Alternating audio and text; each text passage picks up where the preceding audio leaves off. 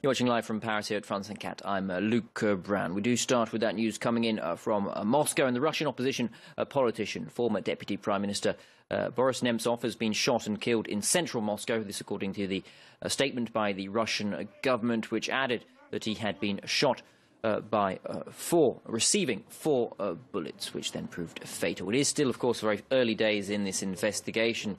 It must now be a murder investigation. But for more background on who exactly was Boris Nemtsov and why he would potentially be a target for this assassination, we're joined on the line by our Foreign Affairs editor, Douglas Herbert.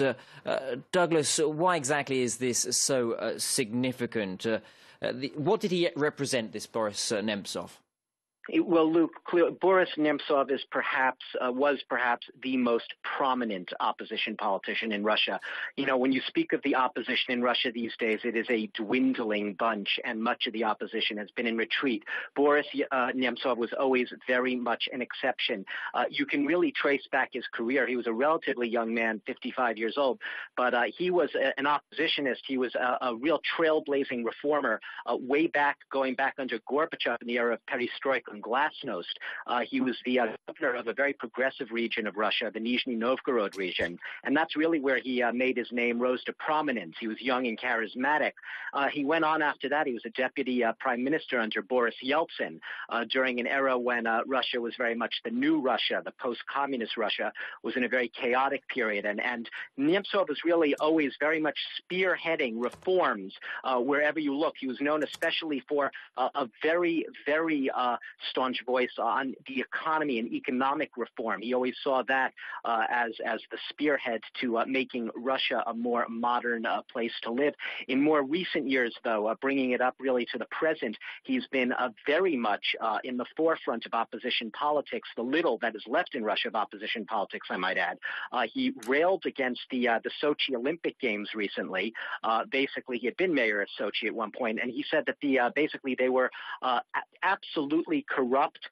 He said that money had been pillaged, extorted in order to bring these games to Russia. He was very much criticized by the Russian establishment, the Kremlin establishment at the time. He became a very outspoken critic of Vladimir Putin in recent years. And ironically, more recently, he had been on record as saying that he actually feared he could become a target. He didn't explicitly say it was Vladimir Putin who was going to go seeking him, but he was very much, it was on his mind, if not foremost in his mind, that his prominence on the opposition scene and his outspokenness in the current climate in Russia could potentially make him a target of people who didn't necessarily share his views. And in today's Russia, you can imagine there are quite a few people who fall into that category. His perhaps last act, ironically, was there is a big opposition, a so-called peace march planned for Moscow this coming Sunday. Boris Nemtsov had been very much out there in the forefront, calling for people to attend that march, trying to rally support for that march.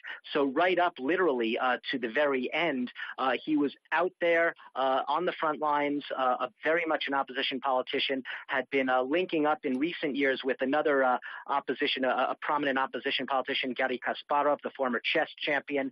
They had banded together to form a movement called the Solidarity Movement, which hasn't been much talked about recently, but Nemtsov really never faded from the opposition scene. And like I said, ever since those anti-Putin protests we had back in the end of 2011, the time of legislative elections, the last time we saw some really big opposition protests in Moscow, protests at which Boris Nemtsov was very much visible. We had a crackdown against the opposition. We had a lot of them rounded up, some of them put on trial. Boris Nemtsov, because of his prominence, because of his name, because of his reputation, was able to remain very much out there, very much on the scene, and very much outspoken, namely recently as a critic of Vladimir Putin himself. Douglas Herbert, thank you very much for that look into the background of Boris Nemtsov, the former Deputy Prime Minister who has been assassinated in Moscow this Friday evening. We'll bring you the latest on that murder as and when we get it. Now, Nemtsov